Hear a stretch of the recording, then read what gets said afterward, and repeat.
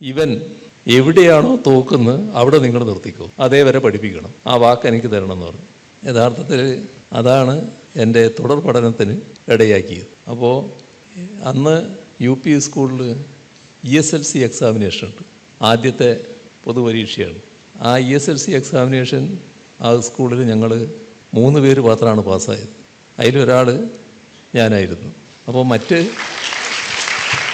പിന്തുണയൊന്നും ഈ പറഞ്ഞ ഒരു പിന്തുണയും ലഭിക്കാനില്ല കേട്ടോ. ഇതിനിടക്ക് നമ്മൾ സ്വന്തമായി പഠിച്ചു, അങ്ങനെ ഉണ്ടാകുന്ന മാറ്റമാണ്. അപ്പോൾ ഇത്തരം വെല്ലുവിളികൾ നിലനിന്നു. കോളേജ് തുറന്നു പോകുന്നു. ഹൈസ്കൂളിൽ തിരുളശ്ശേരി ഹൈസ്കൂളിൽ ചേരുന്നു. അവിടുന്ന് പിന്നെ SLC കഴിഞ്ഞതിന് ശേഷം 1 വർഷം ഒഴിവ് വരുന്നു. അതായത് ആ SLC കഴിഞ്ഞപ്പോൾ എൻ്റെ ഒരു അമ്മാവൻ ഭദ്രാവതിയിലുണ്ടായിരുന്നു, അവിടെ ഞാൻ പോയിരുന്നു. വെറുതെ പോയതാണ്. പക്ഷേ തിരിച്ചെത്തുമ്പോഴേക്ക് കോളേജ് അഡ്മിഷന് സമയം കഴിഞ്ഞു പോയി. പാസ്സായി എന്ന് വിവരം കിട്ടിയപ്പോഴാണ് ഇങ്ങോട്ട് വരുന്നത്. പക്ഷേ കോളേജ് അഡ്മിഷന് സമയം കഴിഞ്ഞു പോയി. 1 വർഷം പിന്നെ അപ്പോൾ അടുത്ത സ്ഥലത്ത് തന്നെ നെയ്ത്ത് പണിയുണ്ട്. അപ്പോൾ അവിടെ പോയി നെയ്ത്ത് പണിയെടുത്തു 1 വർഷം. അതൊരു ഗുണമായി, കുറച്ച് കാശ് അതിൻ്റെ ഭാഗമായി ലഭിക്കുന്ന നില വന്നു. അങ്ങനെയാണ് PUCക്ക് ചേരുന്നത്. അന്ന് PUC ആണ്, നിങ്ങളെ പ്രീ ഡിഗ്രി അല്ല, നേരത്തെ ഉണ്ടായ പ്രീ ഡിഗ്രി അല്ല. അപ്പോൾ PUCക്ക് ചേർന്നു. ആ കോളേജ് വിദ്യാഭ്യാസ ഘട്ടത്തിൽ നല്ല പൊതുധാരണകൾ വളർന്നു വരികയാണ്.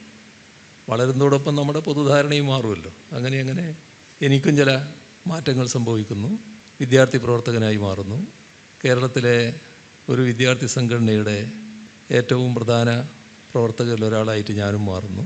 അതിൻ്റെ ഭാഗമായി ആ സംഘടനയുടെ, അന്ന് KSF ആണ് ഞാനുണ്ടായിരുന്ന സംഘടന, ആ സംഘടനയുടെ സംസ്ഥാന പ്രസിഡൻ്റായും സെക്രട്ടറിയായൊക്കെ പ്രവർത്തിക്കുന്നു. ഇങ്ങനെയൊക്കെ പ്രവർത്തിക്കുന്ന ഘട്ടത്തിലുണ്ടായിരുന്ന അവസ്ഥ നിങ്ങൾ മനസ്സിലാക്കണം. നിങ്ങളെ ചുറ്റുപാടല്ല അന്നത്തെ എൻ്റെ ചുറ്റുപാട്.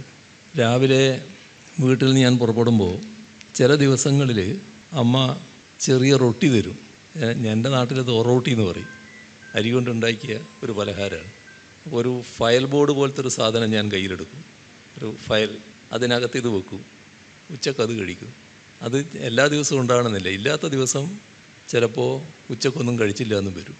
അങ്ങനെയൊക്കെയുള്ളൊരു നാളുകളായിരുന്നു എൻ്റെ കോളേജ് വിദ്യാർത്ഥി ജീവിതകാലം. എന്നാൽ ആ കാലത്തും ആരുടെടുത്തും എൻ്റെ വിഷമതകൾ അങ്ങനെ പറയാറില്ല. എല്ലാവരുടെ മുന്നിലും നല്ല അഭിമാനിയായിട്ട് തന്നെ ജീവിക്കാൻ കഴിഞ്ഞിരുന്നു. അന്നാണ് ഈ ഒറ്റ നിറമുള്ള വസ്ത്രം ധരിക്കൽ തുടങ്ങിയത്. നിങ്ങൾക്ക് എത്ര ഡ്രസ്സ് ഉണ്ടെന്ന് മനസ്സിലാവില്ലല്ലോ, ഒരേ ഡ്രസ്സായാലും ഒരേ നിറമായാലും. അങ്ങനെ എല്ലാമുള്ള വെല്ലുവിളികൾ നമ്മൾ അത് സാധാരണ നിലക്കങ്ങ് എടുത്താൽ മതി.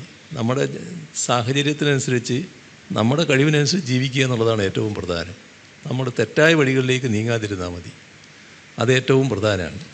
എന്താണോ ഉള്ളത് അത് വെച്ച് ജീവിക്കാൻ പഠിക്കുക. അതിൻ്റെ ഭാഗമായി പിന്നീട് പൊതുരംഗത്തേക്ക് കോളേജിൽ തന്നെ മാറുകയാണ്. കോളേജിൻ്റെ ഡിഗ്രിയുടെ സെക്കൻഡ് ഇയറൊക്കെ ആകുമ്പോഴേക്ക് വലിയ തോതിലുള്ള പൊതുപ്രവർത്തകനായിട്ട് മാറുകയാണ്. അങ്ങനെയൊക്കെയാണ് 25-ാമത്തെ വയസ്സിൽ MLA ആയി വരുന്നത്. പിന്നീട് പൊതുപ്രവർത്തനമാണ്, എല്ലാവർക്കും അറിയാവുന്ന കാര്യങ്ങളാണ്. ഇതാണ് എൻ്റെ ജീവിതത്തിൻ്റെ ചില ഭാഗങ്ങൾ. സർ, കേരളത്തിലെ പല ജില്ലകളിലുള്ള കൊച്ചു മിടുക്കരാണിവർ. ഇവർക്ക് അങ്ങയോട് ചില സംശയങ്ങളും, കുറച്ചു പേർക്ക് മിടുക്കികളും നിർദ്ദേശങ്ങളും അറിയിക്കാനുണ്ട്. Kottayam Mount Carmel higher secondary സ്കൂളിലെ ദേവാനന്ദയ്ക്കാണ് അങ്ങയോട് ആദ്യമായി ഒരു ആവശ്യം, ഒരു സംശയം ഉന്നയിക്കാനുള്ളത്. ഗുഡ് ആഫ്റ്റർനൂൺ സർ, എൻ്റെ പേര് ദേവനന്ദ. ഞാൻ മൗണ്ട് കാർമൽ HSS കോട്ടയത്തു നിന്ന് വരുന്നു. എൻ്റെ ടീം മെമ്പേഴ്സിൻ്റെ പേര് പാർവതി, അഞ്ജലി. ഞങ്ങൾ YIP 7.0 വിന്നേഴ്സാണ്. ഞങ്ങളുടെ പ്രൊജക്റ്റിൻ്റെ പേരെന്ന് പറഞ്ഞാൽ സേഫ് സ്ലോപ്പ് എന്നാണ്. മണ്ണിടിച്ച സാധ്യത നേരത്തെ തിരിച്ചറിഞ്ഞ് അവിടെയുള്ള ജനങ്ങളെ നേരത്തെ തന്നെ മാറ്റി പാർപ്പിക്കാൻ സാധിക്കുന്ന രീതിയിലുള്ള ഒരു പ്രൊജക്റ്റാണ് ഞങ്ങളുടേത്. എനിക്ക് സാറിനോട് ചോദിക്കാനുള്ള ഡൗട്ട് ഇതാണ്. 18 വയസ്സിന് താഴെയുള്ള നിരവധി ഇന്നോവേറ്റേഴ്സിന് നിയമപരമായി സ്റ്റാർട്ടപ്പുകൾ രജിസ്റ്റർ ചെയ്യാനും അതുപോലെ ഗ്രാൻറ്റുകൾ ലഭിക്കുവാനും സാധിക്കുന്നില്ല. ഐഡിയേഷൻ കടന്ന് മുന്നോട്ട് പോകാൻ 18 വയസ്സിന് താഴെയുള്ള ഇന്നോവേറ്റേഴ്സിനെ പിന്തുണയ്ക്കുന്നതിനായി പ്രത്യേകമായൊരു സംവിധാനം സർക്കാരിന് പരിഗണിക്കാനാകുമോ? നിയമപരമായി ബാലവേല നിരോധിച്ച ഒരു രാജ്യമാണ് നമ്മുടേത്. അപ്പോൾ അതിൻ്റേതായ പ്രശ്നങ്ങളുണ്ട് എന്ന് നമ്മൾ കാണണം. എന്നാൽ ചെറിയ പ്രായത്തിൽ കുട്ടികൾ നിങ്ങൾ ഈ കാണിച്ചതുപോലെയല്ല, മറ്റു തരത്തിലുള്ള ചില പരിപാടികൾ നടത്താറുണ്ടല്ലോ പണ്ടേ.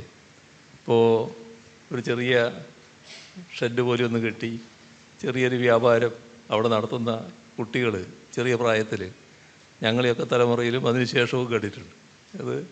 അതൊരു ബാലവേലയായിട്ടല്ല, അവരുടെ ഒരു മുൻകൈയുടെ ഭാഗമായിട്ട് വരുന്ന കാര്യമാണ്. അതേപോലെ നിങ്ങളുടെ മുൻകൈയുടെ ഭാഗമായി നിങ്ങളുടെ ആശയത്തിന് രൂപം കൊടുക്കാൻ കഴിഞ്ഞിരിക്കുന്നു. അത് ഏതെല്ലാം തരത്തിൽ പ്രോത്സാഹിപ്പിക്കാനാവും എന്നത് ഗൗരവമായി സംസ്ഥാനം പരിഗണിക്കുന്നതാണ്. അതിൻ്റെ ഭാഗമായി ആ കണ്ടുപിടുത്തം കൂടുതൽ നല്ല രീതിയിലേക്ക് മുന്നോട്ട് കൊണ്ടുപോകുന്നതിനും സമൂഹത്തിന് ഉപകരിക്കത്തക്ക രീതിയിൽ മാറ്റുന്നതിനും എങ്ങനെ സാധിക്കുമെന്നതാണ് അതിലൂടെ പരിശോധിക്കാവുന്നത്.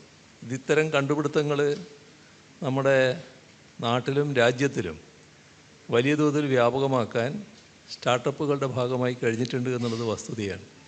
ഇപ്പോൾ നമ്മുടെ മാൻഹോൾ വൃത്തിയാക്കുന്ന ഒരു പരിപാടി സ്റ്റുഡൻസ് ആയിരുന്നു, ഒരു കൂട്ടം സ്റ്റുഡൻസാണ് ആദ്യം അത് പരിപാടി തയ്യാറാക്കിയത്. നമ്മുടെ സ്റ്റാർട്ടപ്പ് മിഷൻ അതിനാവശ്യമായ പിന്തുണ കൊടുത്തു. ഇന്നത് രാജ്യമാകെ അംഗീകരിച്ചിട്ടുള്ള ഒരു കണ്ടുപിടുത്തമാണ്. എല്ലാവരും അത് പ്രാവർത്തികമാക്കാൻ, പല സംസ്ഥാനങ്ങളും അത് പ്രാവർത്തികമാക്കാനുള്ള നടപടികൾ സ്വീകരിച്ചിട്ടുണ്ട്. അപ്പോൾ അതുപോലുള്ള അവസരങ്ങൾ പിന്നീട് വരും. ഏതായാലും ഈ നിങ്ങൾ ഉന്നയിച്ച പ്രശ്നത്തിൽ എങ്ങനെയാണ് മുന്നോട്ട് പോകാൻ കഴിയുക എന്നുള്ളത് സംസ്ഥാനം ഗൗരവമായി പരിഗണിക്കും. തൃശ്ശൂരിലെ Vidya institute of science and ടെക്നോളജിയിലെ നിശാന്ത് കിരണിന് ബഹുമാനപ്പെട്ട മുഖ്യമന്ത്രിയോട് എന്തോ ചോദിക്കാനുണ്ട്.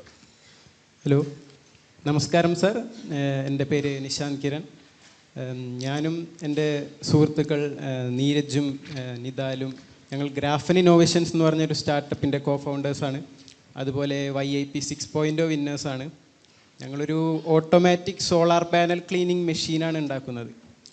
സാറിനോട് എൻ്റെ ചോദ്യം എന്താണെന്ന് വെച്ചാൽ, അങ്ങയുടെ വിദ്യാർത്ഥി ജീവിതത്തിൽ ഏറ്റവും കൂടുതൽ പ്രചോദനം നൽകിയ കാര്യങ്ങൾ ഏതൊക്കെയായിരുന്നു?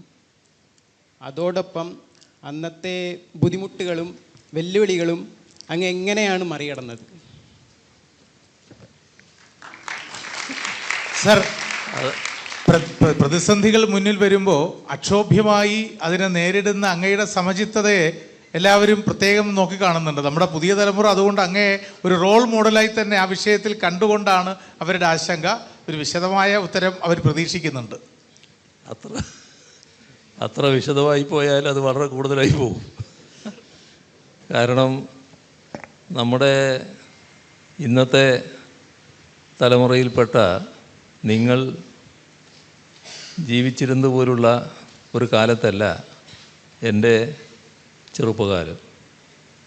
നിങ്ങളിപ്പോൾ നിങ്ങളുടെ വീട്ടിലായാലും അച്ഛനമ്മമാരായാലും ചുറ്റുപാടുള്ളവരായാലും എല്ലാം നിങ്ങളുടെ പഠിത്തത്തെ വലിയ തോതിൽ പിന്താങ്ങുന്നവരാണ്. അതിൻ്റെ കൂടെ തന്നെയാണ് ചിലപ്പോൾ നിങ്ങളെക്കാളും കൂടുതൽ താല്പര്യമെടുത്ത് നിങ്ങളെ കൂടെ നിൽക്കുകയായിരിക്കും അച്ഛനും അമ്മയൊക്കെ. അങ്ങനെയാണ് നമ്മുടെ സമൂഹത്തിൻ്റെ ഇന്നത്തെ രീതി. ഇരിക്കും ചോദിച്ചാലിരിക്കും. അപ്പോൾ ഞാൻ പഠിക്കുന്ന കാലത്ത് എൻ്റെ ചുറ്റുപാടും അങ്ങനെ പഠനത്തെ പിന്താങ്ങാൻ പറ്റുന്ന അധികം ആളുകളില്ല. ആ പഴയ തലമുറ എന്ന് പറയുന്നതിൽ ആ തരത്തിൽ വിദ്യാഭ്യാസം ലഭിച്ചവർ തന്നെ വളരെ കുറവാണ്. അപ്പോൾ ഒരു വിദ്യാർത്ഥിക്ക് പഠനത്തിനാവശ്യമായ പിന്തുണ ലഭിക്കുക എന്നുള്ളത് അന്ന് അത്ര പ്രായോഗികമല്ല. അതാണ് ഒരവസ്ഥ. പിന്നെ അങ്ങനെയൊരു വിദ്യാഭ്യാസത്തിൻ്റേതായ പിൻബലമില്ലാത്ത ഒരു കുടുംബത്തിലാണ് ഞാൻ പിറക്കുന്നത്. എൻ്റെ അച്ഛനൊരു ചെത്തുതൊഴിലാളിയാണ്. അമ്മ സാധാരണ തൊഴിലും പിന്നെ കാർഷിക വൃത്തിയും ഒക്കെ ചെയ്യുന്ന സാധാരണ ഒരു നാടൻ സ്ത്രീയും. അപ്പോൾ ഇങ്ങനെയുള്ളൊരു സാധാരണ ഒരു കുടുംബം ഒരു 5ാം തരം പഠനം കഴിഞ്ഞപ്പോൾ ആദ്യത്തെ വെല്ലുവിളി വരികയാണ്. അപ്പോൾ വളരെ വിശദമായി പോണോ? പറയണം സർ, കുട്ടികൾക്ക് അത് കേൾക്കാൻ താല്പര്യമുണ്ട്. അപ്പോൾ ഇനി പഠിക്കണ്ട, എന്താ പഠിച്ചിട്ടെന്താ കാര്യം? ഇനി അന്ന് ഞങ്ങളുടെ നാട്ടിൽ ഈ ബീഡി കെട്ടുണ്ട്. ബീഡി തിരച്ചിട്ട് ഒരാൾ ബീഡി തിരക്കും, അത് കെട്ടിക്കൊടുക്കും കുട്ടി മുന്നിലിരുന്നിട്ട്. അപ്പോൾ ബീഡി കെട്ടാൻ പോയാൽ മതി എന്നായി. അപ്പോൾ എന്നെ പഠിപ്പിച്ച സ്കൂളിലെ പ്രധാന അധ്യാപകൻ അദ്ദേഹം എൻ്റെ അമ്മയെ വിളിപ്പിച്ചു. ഈ കുട്ടി തുറന്ന് പഠിക്കണം കേട്ടോ, പഠിക്കുന്നിടത്തും വരെ പഠിക്കണം, അതുകൊണ്ട് തുറന്ന് പഠിപ്പിക്കണം എന്ന് പറഞ്ഞു. എന്നാലും മറ്റേ സമ്മർദ്ദത്തിനാണ് കൂടുതൽ പ്രാധാന്യം കിട്ടിയത്. അപ്പോൾ ഒരു അകന്ന ബന്ധുവായ ഒരാളുടെ അടുത്ത് ചെന്നു. അയാളൊരു ബീഡിപ്പണിക്കാരനാണ്. അപ്പോൾ ഇവനെ കൂട്ടണമെന്ന് പറഞ്ഞു. അവനത്ര അതിനൊന്നും കൂട്ടാനൊന്നും ആയിട്ടില്ല, അവനും പഠിക്കട്ടെ എന്ന് പറഞ്ഞ് അയാൾ മടക്കി. അപ്പോൾ നാട്ടിലെ ഒരു പ്രധാനിയായിട്ടുള്ള മറ്റൊരു ബീഡി തൊഴിലാളിയുണ്ട്. പിന്നെ എൻ്റെ ജീവിതത്തിലെ ഏറ്റവും അടുത്ത സുഹൃത്തായി വന്ന ഒരാളാണ് അയാൾ, രക്ഷിതാവിനെ പോലെ. അപ്പോൾ അദ്ദേഹത്തിൻ്റെ അടുത്ത് ചെന്നപ്പോൾ പറഞ്ഞു, അവനൊന്നും ഇപ്പം ജോലിക്കൊന്നും പോകണ്ട, ജോലിയല്ല പണിയാണ്, പണിക്കൊന്നും പോകണ്ട, ഇവിടെ പഠിക്കട്ടെ എന്ന് പറഞ്ഞു. അപ്പോൾ പിന്നെ അമ്മ പഠിപ്പിക്കാൻ തീരുമാനിച്ചു. അങ്ങനെ UP സ്കൂളിലായി. UP സ്കൂളിലായപ്പോൾ അവിടെ എൻ്റെ ഒരു മലയാളം അധ്യാപകനുണ്ടായിരുന്നു. ഞാൻ പലപ്പോഴും പറഞ്ഞിട്ടുള്ളൊരു കഥയാണത്. ഒരു മുൻഷി എന്നാണ് ഞങ്ങൾ വിളിക്കുക, വിദ്വാൻ വി ശങ്കരൻ എന്ന് പറഞ്ഞിട്ട്. അദ്ദേഹം എന്നെ ഒരു ദിവസം വിളിച്ചിട്ട് ചോദിച്ചു, നിൻ്റെ നക്ഷത്രം എന്താണെന്ന് ചോദിച്ചു. അപ്പോൾ നക്ഷത്രം പറഞ്ഞു. ഇതായിരിക്കില്ല കേട്ടോ, എൻ്റെ അമ്മയോട് വരാൻ പറയണമെന്ന്. അങ്ങനെ അപ്പം മുൻഷി അമ്മയെ വിളിച്ചു എന്ന് പറയുന്നത് എൻ്റെ നാട്ടിലൊരു വാർത്തയാണ്. അതൊരു സംഭവമായിട്ട് മാറി. അങ്ങനെ അവിടെ അമ്മ ചെന്നു. അപ്പോൾ ചോദിച്ചു, ഏതാ പ്രസവ സമയം ഏതായിരുന്നു എന്ന് ചോദിച്ചു. അന്നൊന്നും ഈ കൃത്യമായിട്ട് സമയം എഴുതി വെക്കുന്ന സമയമില്ല. അപ്പോൾ ഉച്ച കഴിഞ്ഞിട്ടാണ്. അപ്പോൾ അദ്ദേഹം പിന്നെ ജ്യോതിഷ പണ്ഡിതനാണ്. അദ്ദേഹം പറഞ്ഞു, നിങ്ങളീ പറയുന്നതല്ല നക്ഷത്രം, മറ്റൊരു നക്ഷത്രമാണ്. അന്ന് ഇന്ന സമയത്തേക്ക് നക്ഷത്രം കഴിഞ്ഞു, അടുത്ത നക്ഷത്രം ഇന്ന സമയത്ത് ആരംഭിക്കുകയാണ്. ഞാൻ എഴുതിത്തരാം ഇവൻ്റെ ജാതകം എന്നിട്ട് എൻ്റെ ഒരു ജാതകം എഴുതി അമ്മേൻ്റെ കയ്യിൽ കൊടുത്തു. പിന്നീട് എന്നിട്ട് പറഞ്ഞു, ഇവൻ എവിടെയാണോ തോക്കുന്നത് അവിടെ നിങ്ങൾ നിർത്തിക്കോ, അതേവരെ പഠിപ്പിക്കണം, ആ വാക്ക് എനിക്ക് തരണമെന്ന് പറഞ്ഞു. യഥാർത്ഥത്തിൽ അതാണ് എൻ്റെ തുടർ പഠനത്തിന് ഇടയാക്കിയത്. അപ്പോൾ അന്ന് UP സ്കൂളിൽ ESLC എക്സാമിനേഷൻ ഉണ്ട്, ആദ്യത്തെ പൊതുപരീക്ഷയാണ്. ആ ESLC എക്സാമിനേഷൻ ആ സ്കൂളിൽ ഞങ്ങൾ 3 പേര് മാത്രമാണ് പാസ്സായത്. അതിലൊരാൾ ഞാനായിരുന്നു. അപ്പോൾ മറ്റ് പിന്തുണയൊന്നും ഈ പറഞ്ഞ ഒരു പിന്തുണയും ലഭിക്കാനില്ല കേട്ടോ. ഇതിനിടക്ക് നമ്മൾ സ്വന്തമായി പഠിച്ചു, അങ്ങനെ ഉണ്ടാകുന്ന മാറ്റമാണ്. അപ്പോൾ ഇത്തരം വെല്ലുവിളികൾ നിലനിന്നു. കോളേജ് തുറന്നു പോകുന്നു. ഹൈസ്കൂളിൽ കരുളശ്ശേരി ഹൈസ്കൂളിൽ ചേരുന്നു. അവിടുന്ന് പിന്നെ SLC കഴിഞ്ഞതിന് ശേഷം 1 വർഷം ഒഴിവ് വരുന്നു. അതായത് ആ SLC കഴിഞ്ഞപ്പോൾ എൻ്റെ ഒരു അമ്മാവൻ ഭദ്രാവതിയിലുണ്ടായിരുന്നു, അവിടെ ഞാൻ പോയിരുന്നു. വെറുതെ പോയതാണ്. പക്ഷേ തിരിച്ചെത്തുമ്പോഴേക്ക് കോളേജ് അഡ്മിഷന് സമയം കഴിഞ്ഞു പോയി. പാസ്സായി എന്ന വിവരം കിട്ടിയപ്പോഴാണ് ഇങ്ങോട്ട് വരുന്നത്. പക്ഷേ കോളേജ് അഡ്മിഷൻ്റെ സമയം കഴിഞ്ഞു പോയി. 1 വർഷം പിന്നെ അപ്പോൾ അടുത്ത സ്ഥലത്ത് തന്നെ നെയ്ത്ത് പണിയുണ്ട്. അപ്പോൾ അവിടെ പോയി നെയ്ത്ത് പണിയെടുത്തു 1 വർഷം. അതൊരു ഗുണമായി, കുറച്ച് കാശ് അതിൻ്റെ ഭാഗമായി ലഭിക്കുന്ന നില വന്നു. അങ്ങനെയാണ് PUCക്ക് ചേരുന്നത്. അന്ന് PUC ആണ്, നിങ്ങളെ പ്രീ ഡിഗ്രി അല്ല, നേരത്തെ ഉണ്ടായ പ്രീ ഡിഗ്രി അല്ല. അപ്പോൾ PUCക്ക് ചേർന്നു. ആ കോളേജ് വിദ്യാഭ്യാസ ഘട്ടത്തിൽ നല്ല പൊതുധാരണകൾ വളർന്നു വരികയാണ്. വളരുന്നതോടൊപ്പം നമ്മുടെ പൊതുധാരണയും മാറുമല്ലോ. അങ്ങനെ എനിക്കും ചില മാറ്റങ്ങൾ സംഭവിക്കുന്നു. വിദ്യാർത്ഥി പ്രവർത്തകനായി മാറുന്നു. കേരളത്തിലെ ഒരു വിദ്യാർത്ഥി സംഘടനയുടെ ഏറ്റവും പ്രധാന പ്രവർത്തകരിൽ ഒരാളായിട്ട് ഞാനും മാറുന്നു. അതിൻ്റെ ഭാഗമായി ആ സംഘടനയുടെ, അന്ന് KSF ആണ് ഞാനുണ്ടായിരുന്ന സംഘടന, ആ സംഘടനയുടെ സംസ്ഥാന പ്രസിഡൻ്റായും സെക്രട്ടറിയായൊക്കെ പ്രവർത്തിക്കുന്നു. ഇങ്ങനെയൊക്കെ പ്രവർത്തിക്കുന്ന ഘട്ടത്തിലുണ്ടായിരുന്ന അവസ്ഥ നിങ്ങൾ മനസ്സിലാക്കണം. നിങ്ങളെ ചുറ്റുപാടല്ല അന്നത്തെ എൻ്റെ ചുറ്റുപാട്. രാവിലെ വീട്ടിൽ നിന്ന് ഞാൻ പുറപ്പെടുമ്പോൾ ചില ദിവസങ്ങളിൽ അമ്മ ചെറിയ റൊട്ടി തരും. എൻ്റെ നാട്ടിലത് ഒറോട്ടി എന്ന് പറയും. അരി കൊണ്ടുണ്ടാക്കിയ ഒരു പലഹാരമാണ്. അപ്പോൾ ഒരു ഫയൽ ബോർഡ് പോലത്തെ ഒരു സാധനം ഞാൻ കയ്യിലെടുക്കും, ഒരു ഫയൽ, അതിനകത്ത് ഇത് വെക്കും, ഉച്ചക്കത് കഴിക്കും. അത് എല്ലാ ദിവസവും ഉണ്ടാകണമെന്നില്ല. ഇല്ലാത്ത ദിവസം ചിലപ്പോൾ ഉച്ചക്കൊന്നും കഴിച്ചില്ല എന്നും വരും. അങ്ങനെയൊക്കെയുള്ളൊരു നാളുകളായിരുന്നു എൻ്റെ കോളേജ് വിദ്യാർത്ഥി ജീവിതകാലം. എന്നാൽ ആ കാലത്തും ആരെടുത്തും എൻ്റെ വിഷമതകൾ അങ്ങനെ പറയാറില്ല. എല്ലാവരുടെ മുന്നിലും നല്ല അഭിമാനിയായിട്ട് തന്നെ ജീവിക്കാൻ കഴിഞ്ഞിരുന്നു. അന്നാണ് ഈ ഒറ്റ നിറമുള്ള വസ്ത്രം ധരിക്കൽ തുടങ്ങിയത്. നിങ്ങൾക്ക് എത്ര ഡ്രസ്സുണ്ടെന്ന് മനസ്സിലാവില്ലല്ലോ, ഒരേ ഡ്രസ്സായാലും ഒരേ നിറമായാലും. അങ്ങനെ എല്ലാമുള്ള വെല്ലുവിളികൾ നമ്മൾ അത് സാധാരണ നിലക്കങ്ങ് എടുത്താൽ മതി. നമ്മുടെ സാഹചര്യത്തിനനുസരിച്ച് നമ്മുടെ കഴിവിനനുസരിച്ച് ജീവിക്കുക എന്നുള്ളതാണ് ഏറ്റവും പ്രധാനം. നമ്മൾ തെറ്റായ വഴികളിലേക്ക് നീങ്ങാതിരുന്നാൽ മതി. അത് ഏറ്റവും പ്രധാനമാണ്. എന്താണോ ഉള്ളത് അത് വെച്ച് ജീവിക്കാൻ പഠിക്കുക. അതിൻ്റെ ഭാഗമായി പിന്നീട് പൊതുരംഗത്തേക്ക് കോളേജിൽ തന്നെ മാറുകയാണ്. കോളേജിൻ്റെ ഡിഗ്രിയുടെ സെക്കൻഡ് ഇയറൊക്കെ ആകുമ്പോഴേക്ക് വലിയ തോതിലുള്ള പൊതുപ്രവർത്തകനായിട്ട് മാറുകയാണ്. അങ്ങനെയൊക്കെയാണ് 25-ാമത്തെ വയസ്സിൽ MLA ആയി വരുന്നത്. പിന്നീട് പൊതുപ്രവർത്തനമാണ് എല്ലാവർക്കും അറിയാവുന്ന കാര്യങ്ങൾ. ഇതാണ് എൻ്റെ ജീവിതത്തിൻ്റെ ചില ഭാഗങ്ങൾ.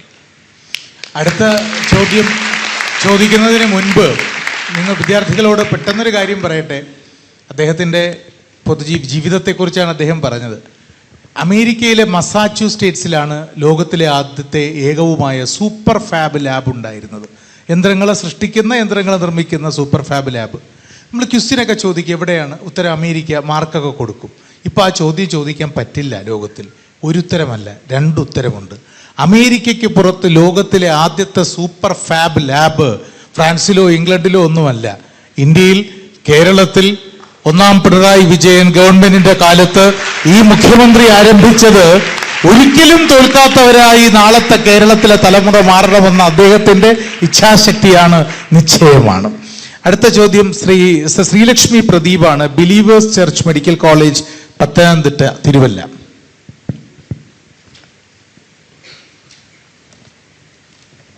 നമസ്കാരം സർ, എൻ്റെ പേര് ശ്രീലക്ഷ്മി. ഞാൻ ബിലീവേഴ്സ് ചർച്ച് മെഡിക്കൽ കോളേജിലെ ഫൈനൽ ഇയർ MBBS വിദ്യാർത്ഥിനിയാണ്. ഞാനിന്ന് വന്നിരിക്കുന്നത് എൻ്റെ ടീം മെമ്പറായ ഹൗസ് സർജൻ ഡോക്ടർ ആൻസെറീന വിൽസൻ്റെ കൂടെയാണ്. ഞങ്ങൾ പത്തനംതിട്ട ഡിസ്ട്രിക്റ്റിൽ നിന്നാണ് വരുന്നത്. ഞങ്ങൾ YIP 7.0-ൻ്റെ വിന്നേഴ്സാണ്. ഞങ്ങളുടെ ഐഡിയയെക്കുറിച്ച് പറയാനാണെങ്കിൽ, നമുക്കെല്ലാവർക്കും അറിയാവുന്നതുപോലെ ഡയബറ്റീസ് കാരണം നമ്മുടെ കാലിൻ്റെ പാദത്തിൻ്റെ സെൻസേഷൻ കുറയുകയും അതിനെ തുടർന്നുണ്ടാകുന്ന ചെറിയ മുറിവുകൾ വലിയ അൾസറുകളായി മാറുകയും ചെയ്യുന്നുണ്ട്. അപ്പോൾ നമ്മൾ ഏറ്റവും കൂടുതൽ കണ്ടുവരുന്നത് ഈ അൾസറുകൾ കാരണം നമ്മുടെ കാല് മുറിച്ച് മാറ്റേണ്ട ഒരു അവസ്ഥയിലോട്ട് നമ്മൾ വരുന്നുണ്ട്. അതാണ് ഏറ്റവും കൂടുതൽ കാണുന്നത്. അപ്പോൾ ഞങ്ങളുടെ ആശയം എന്ന് പറയുന്നത് ഈ കാലിൻ്റെ മുറിച്ച് മാറ്റുന്നതിൻ്റെ എണ്ണം കുറയ്ക്കുക എന്നുള്ളതാണ്. അപ്പോൾ എനിക്ക് അങ്ങയോട് ചോദിക്കാനുള്ളത്, അങ്ങയുടെ പല പ്രസംഗങ്ങളിലും നവകേരളം എന്നുള്ളൊരു പ്രയോഗം ഞാൻ കേട്ടിട്ടുണ്ട്. അപ്പോൾ YIP പോലുള്ള പ്രോഗ്രാംസ് എങ്ങനെയാണ് നവകേരളം സൃഷ്ടിക്കുന്നതിൽ സഹായിക്കുന്നത്? നല്ല ചോദ്യമാണ്.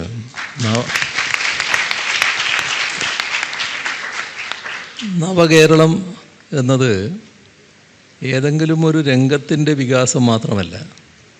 ഇപ്പോൾ സാധാരണ വികസനം എന്ന് പറയുമ്പോൾ ചില വ്യവസായങ്ങൾ വരിക, ആ തരത്തിലുള്ളൊരു വികസനം മാത്രമാണ് പെട്ടെന്ന് നമ്മുടെ മനസ്സിലുണ്ടാവുക. എന്നാൽ ഇവിടെ ഇപ്പോൾ നിങ്ങൾ ചൂണ്ടിക്കാണിച്ചതുപോലുള്ള ജനങ്ങളുമായി ബാധിക്കുന്ന പ്രശ്നങ്ങൾ, അവയ്ക്കെല്ലാം നല്ല രീതിയിൽ പരിഹാരങ്ങൾ കാണുക എന്നത് ഈ നവകേരളത്തിൻ്റെ ഏറ്റവും പ്രധാനമായ ലക്ഷ്യമാണ്. വളരെ ചുരുക്കത്തിൽ പറഞ്ഞാൽ, നമ്മുടെ ലോകത്ത് വികസിത രാഷ്ട്രങ്ങളുണ്ട്. ആ വികസിത രാഷ്ട്രങ്ങളിലുള്ള സൗകര്യങ്ങൾ, ജീവിത സൗകര്യങ്ങൾ നമ്മുടെ നാട്ടിൽ ഇപ്പോഴും ഇല്ല.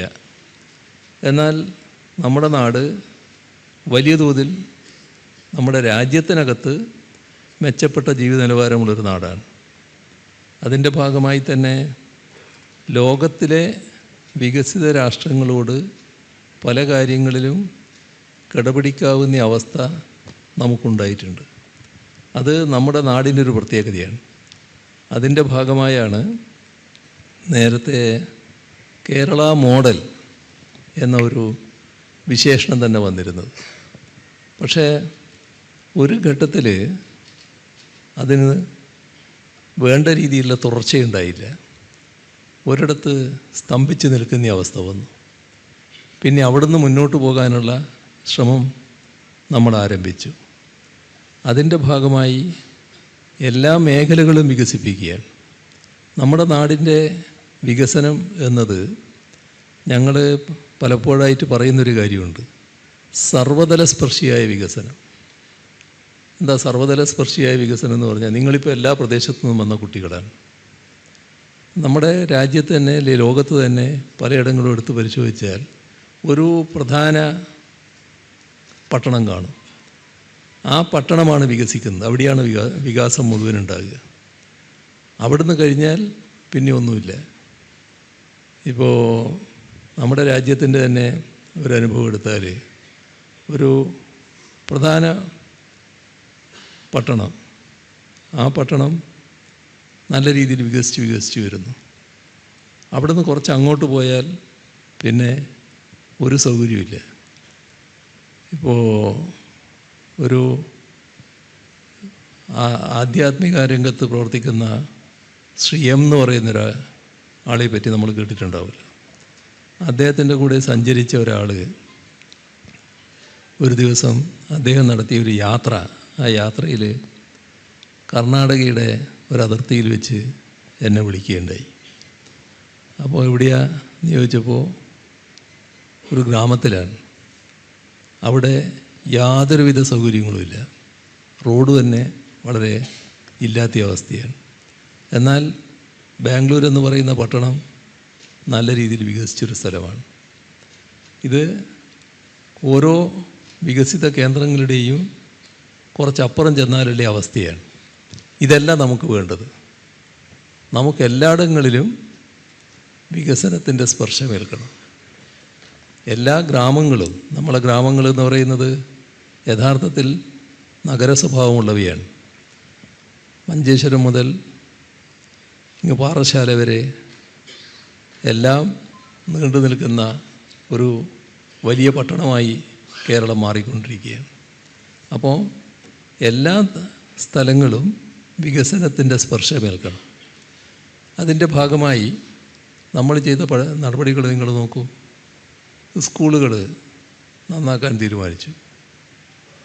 നമ്മുടെ പൊതുവിദ്യാഭ്യാസ സംരക്ഷണ യജ്ഞത്തിലൂടെ പൊതുവിദ്യാലയങ്ങൾ 5000 കോടി രൂപ ചെലവിട്ടാണ് നന്നാക്കിയത്, നവീകരിച്ചത്. അത് വെറും കെട്ടിട നവീകരണമല്ലല്ലോ. നിങ്ങൾ തന്നെ സ്മാർട്ട് ക്ലാസ് റൂമിലല്ലേ പഠിച്ചത്, ഹൈടെക് സ്കൂളിലല്ലേ പലരും പഠിച്ചത്. അങ്ങനൊരു മാറ്റം കേരളത്തിൽ വന്നില്ലേ?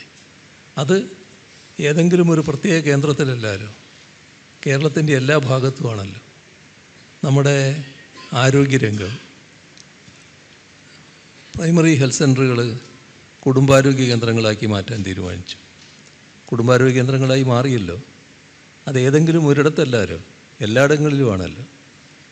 കേരളത്തിലെ താലൂക്ക് ആശുപത്രി മുതൽ മെഡിക്കൽ കോളേജ് ആശുപത്രികൾ വരെ സൂപ്പർ സ്പെഷ്യാലിറ്റി സൗകര്യങ്ങൾ ഒരുങ്ങുന്നു. ഇതിൻ്റെയൊക്കെ മാറ്റം എല്ലായിടങ്ങളിലുമാണല്ലോ വരുന്നത്, വ്യാപകമാണല്ലോ. അപ്പോൾ അതിൻ്റെ ഭാഗമായിട്ട് വരുന്ന കാര്യം എന്താണ്? എല്ലായിടങ്ങളിലും വികസനത്തിൻ്റെ സ്പർശയേൽക്കുകയാണ്. അതേപോലെ നമ്മുടെ കൂട്ടത്തിൽ ഒരുപാട് പ്രത്യേക വിഭാഗങ്ങളുണ്ട്. ഇന്നത്തെ കാലത്ത് നമ്മൾ അതിദരിദ്രരായിട്ട് ആരുമില്ല.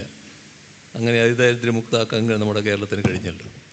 എന്നാൽ പല വിഭാഗങ്ങളുണ്ടല്ലോ നമ്മുടെ നാട്ടിൽ. നല്ല സമ്പന്നരുണ്ട്, അത്രത്തോളം സമ്പത്തില്ലാത്തവരുണ്ട്, സാമൂഹ്യമായി പിന്നോക്കം നിൽക്കുന്ന വിഭാഗത്തിൽപ്പെട്ടവരുണ്ട്. അങ്ങനെയൊക്കെയുള്ള എല്ലാവർക്കും ഈ വികസനത്തിൻ്റെ സ്വാദ് ഒരേപോലെ ലഭിക്കണമല്ലോ. ഇപ്പോൾ സമ്പന്ന ആൾക്കാരാണെങ്കിൽ സമ്പന്നർക്ക് മാത്രം എന്ന തരത്തിൽ വികസന സ്വാദ് കിട്ടിയതുകൊണ്ട് കാര്യമില്ലല്ലോ. അവർക്ക് സാധാരണഗതിയിൽ തന്നെ അതിനുള്ള ശേഷിയുണ്ടല്ലോ. എല്ലാവർക്കും വികസനത്തിൻ്റെ സ്വാദ് ലഭിക്കണം. ഈ ഞാൻ നേരത്തെ പറഞ്ഞ ഉദാഹരണങ്ങൾ എല്ലാവർക്കും ലഭിക്കുന്നതാണ്. വിദ്യാർത്ഥികൾ എല്ലാ കുട്ടികളുമാണ്, ആരോഗ്യ രംഗത്ത് എല്ലാവരുമാണ്. അപ്പോൾ നാടിൻ്റെ ഭാഗമായി എല്ലാവർക്കും വികസനത്തിൻ്റെ സ്വാദനുഭവിക്കാൻ കഴിയുകയാണ്. ഇതാണ് സാമൂഹ്യനീതി അധിഷ്ഠിതമായ വികസനം എന്ന് പറയുന്നത്. അപ്പോൾ സർവ്വതല സ്പർശിയും സാമൂഹ്യനീതി അധിഷ്ഠിതമായ വികസനം എന്ന കാഴ്ചപ്പാടോടെയാണ് കേരളം മുന്നോട്ട് നീങ്ങിയത്. അതിന് നല്ല മാറ്റമുണ്ടായിരിക്കുന്നു. വലിയ മാറ്റമാണ് ഇപ്പോൾ സംഭവിച്ചിട്ടുള്ളത്. ഇനി നമുക്ക് ഇവിടുന്ന് മുന്നോട്ട് പോകണം. ഇവിടുന്ന് മുന്നോട്ട് പോകുമ്പോൾ അതിനനുസരിച്ചിട്ടുള്ള മാറ്റങ്ങൾ എല്ലാ തലങ്ങളിലും വേണം. ഇപ്പോൾ ആ മാറ്റത്തിൻ്റെ ഒരു ഭാഗമാണ് ഈ പറയുന്ന innovators programme. Young innovators programme എന്നത് അതിൻ്റെ ഒരു ഭാഗമാണ്. എന്നാൽ ഇത് മാത്രമാണോ? നമ്മുടെ സംസ്ഥാനത്ത് 30ഓളം സെൻറ്റർ ഓഫ് എക്സലൻസുകളാണ് വരുന്നത്. പലതും യാഥാർത്ഥ്യമായി കഴിഞ്ഞിട്ടുണ്ട്. ഇതൊക്കെ നാടിൻ്റെ വലിയ മാറ്റമല്ലേ? നമ്മുടെ നാട് ഏത് തരത്തിലേക്ക് ഉദിച്ചുയരുന്നു എന്നല്ലേ കാണിക്കുന്നത്. ഇതിൻ്റെ ഫലം എന്താണ്? രാജ്യത്തിൻ്റെ പൊതുവായ അംഗീകാരം പല കാര്യങ്ങളിലും നമ്മുടെ സംസ്ഥാനത്തിന് ലഭിച്ചുകൊണ്ടിരിക്കുകയാണ്. നമ്പർ 1 എന്ന നിലയിലേക്ക് പല കാര്യങ്ങളിലും കേരളം മാറിക്കൊണ്ടിരിക്കുന്നു.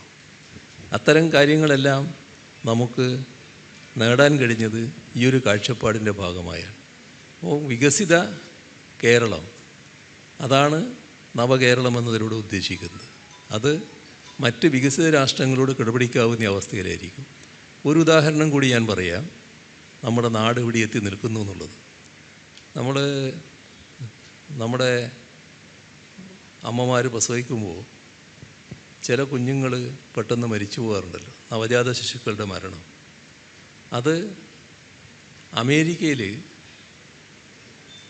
5.6 1000 കുഞ്ഞുങ്ങൾ പ്രസവിക്കുമ്പോൾ 5.6 എന്താണ് അവിടുത്തെ കണക്ക്. നമ്മൾ ഇപ്പോൾ 5. അതായത് അമേരിക്കയെ കവച്ചു വെക്കാൻ നമുക്ക് കഴിഞ്ഞിരിക്കുന്നു. എല്ലാ കാര്യങ്ങളിലും കവച്ചു വെച്ചു എന്നല്ല, പക്ഷേ ഈ കാര്യത്തിൽ നമ്മൾ കവച്ചു വെച്ചിരിക്കുന്നത്. അതാണ് നമ്മുടെ സാമൂഹ്യ രംഗത്തെ ഇടപെടലിൻ്റെ ഭാഗം. എല്ലാവർക്കും വികസനത്തിൻ്റെ സ്വാദ്, എല്ലാ പ്രദേശങ്ങളിലും വികസനത്തിൻ്റെ സ്പർശം, അതിൻ്റെ ഭാഗമായിട്ടാണ് ഈ മാറ്റം വരുന്നത്. ഇത് നമുക്ക് കൂടുതൽ വികസിപ്പിക്കാനാവണം. അതാണ് നവകേരളത്തിൻ്റെ ഉദ്ദേശം. ഇനി നമ്മുടെ ധനമന്ത്രി പറഞ്ഞാൽ പോരെ ബാക്കി കാര്യങ്ങൾ? എന്നെ പോകാൻ അനുവദിച്ചാൽ. ശരി സാർ, ഒരു ചോദ്യം കൂടി, ഒരൊറ്റ ചോദ്യം കൂടി സാർ. സാർ, അങ്ങയോടുള്ള ഒരു ചോദ്യം, പേഴ്സണൽ ക്വസ്റ്റ്യൻ പോലെ ചോദിച്ചതാണ്. ഒരു കുട്ടിക്ക് ആഗ്രഹം മുഖ്യമന്ത്രിയോട് എനിക്കൊരു ചോദ്യം ചോദിക്കണം എന്നാണ്. അത് ബെർണാഡ് ജോഷിയാണ്, കണ്ണൂരിൽ നിന്ന്, കേളകത്ത് നിന്ന് വന്ന ബെർണാഡ് ജോഷിക്കാണ് സെൻറ്റ് തോമസ് ഹയർ സെക്കൻഡറി സ്കൂളിലെ കണ്ണൂർ കേളകത്ത് ബെർണാഡ് ജോഷിക്ക് മുഖ്യമന്ത്രിയോട് തന്നെ എനിക്കൊരു ചോദ്യം ചോദിക്കണം എന്ന് പറഞ്ഞു. നമസ്കാരം സാർ, എൻ്റെ പേര് ബെർണാഡ് ജോഷി. ഞാൻ കണ്ണൂർ ജില്ലയിലെ Kelakam saint Thomas higher secondary സ്കൂളിലെ +1 വിദ്യാർത്ഥിയാണ്. ഞാൻ YIP 8.0 വിന്നറാണ്. ഞങ്ങളുടെ ഗ്രൂപ്പിൽ 2 പേര് കൂടെ ഉണ്ട്, Augustine James and Arnold Jebiel Jason. അപ്പം എനിക്ക് സാറിനോട് ചോദിക്കാൻ ആഗ്രഹമുള്ള ക്വസ്റ്റ്യൻ എന്താണെന്ന് വെച്ചാൽ, കേരളത്തിൻ്റെ മുഖ്യമന്ത്രി എന്ന നിലയിൽ വരും തലമുറ നേരിടുന്ന ഏത് തരത്തിലുള്ള വികസന പ്രശ്നത്തിലാണ് അങ്ങ് കൂടുതൽ ശ്രദ്ധ കൊടുക്കുന്നത്? കേരളത്തിൻ്റെ വികസന പ്രശ്നങ്ങളിലാണ് പൊതുവിൽ നിങ്ങൾ താല്പര്യം കാണിക്കുന്നത് എന്നത് നല്ല കാര്യമാണ്. അതിൻ്റെ ഭാഗമായിട്ടുള്ളതാണ് ഈ ചോദ്യവും. നല്ല ചോദ്യമാണ്.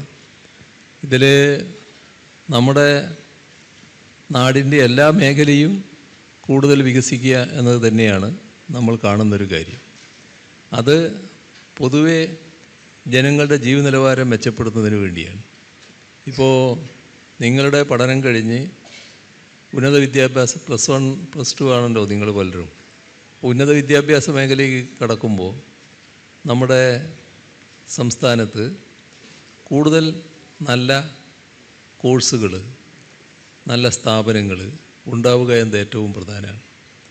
അപ്പോൾ കേരളത്തിൻ്റെ ഉന്നത വിദ്യാഭ്യാസ മേഖല വലിയ തോതിൽ ശാക്തീകരിക്കാനുള്ള പ്രവർത്തനങ്ങളാണ് നമ്മളിപ്പോൾ ലക്ഷ്യമിട്ടിട്ടുള്ളത്.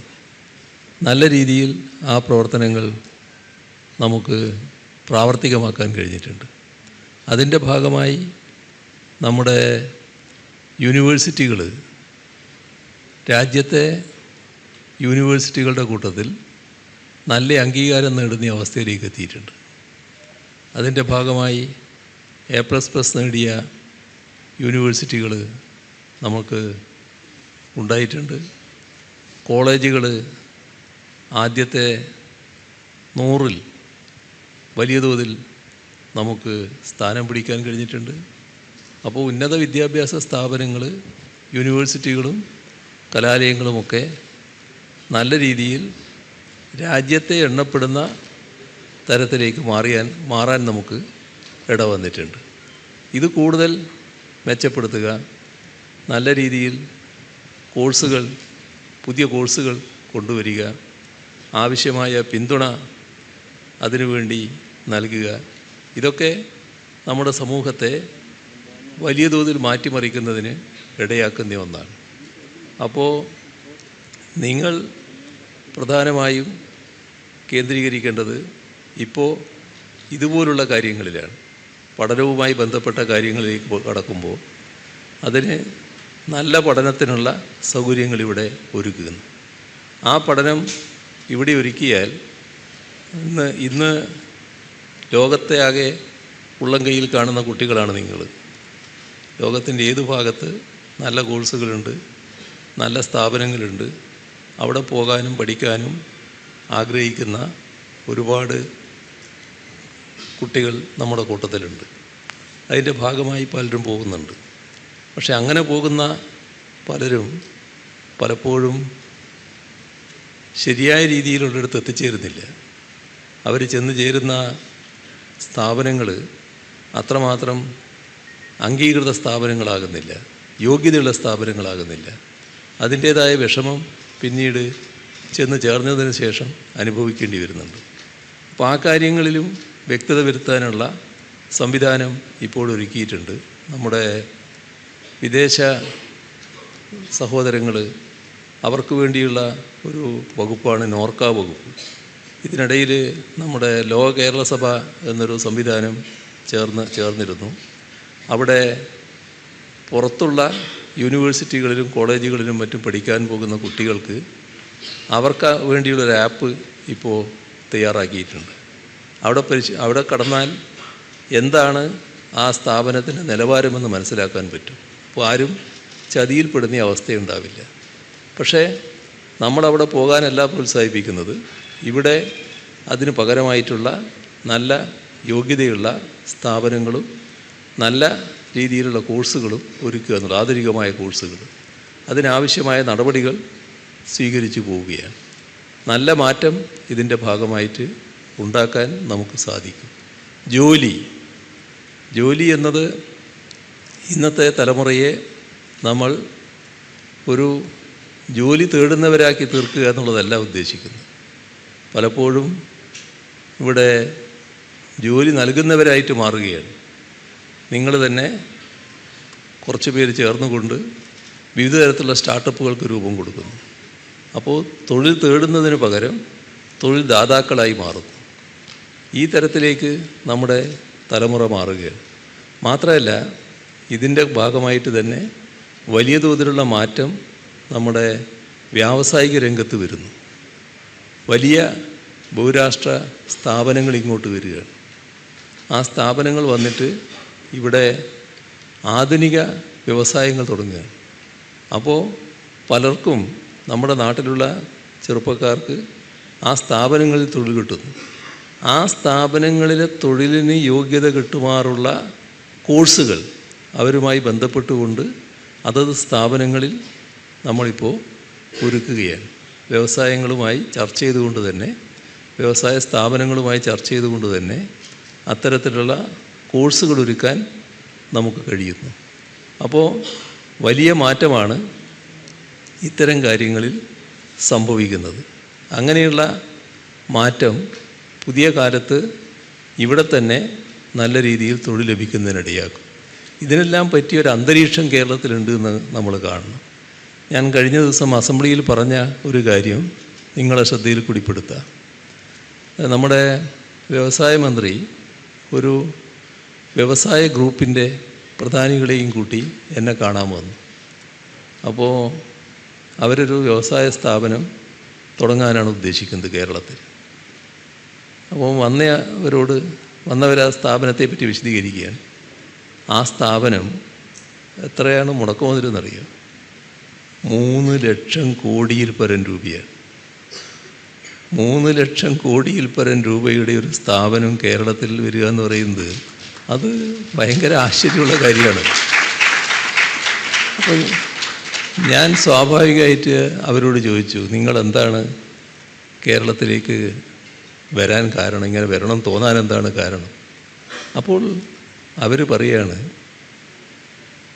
ഇവിടെ നല്ല നിലയിലുള്ള സമാധാനം നിലനിൽക്കുകയാണ്, ഞങ്ങൾക്കൊരു ശങ്കയുമില്ലാതെ നിക്ഷേപം നടത്താം, ഒരു കമ്മ്യൂണൽ പ്രശ്നം ഇവിടെയില്ല, ശാന്തിയും സമാധാനവും നിലനിൽക്കുന്നു. ഇതാണ് നമ്മുടെ നാട്.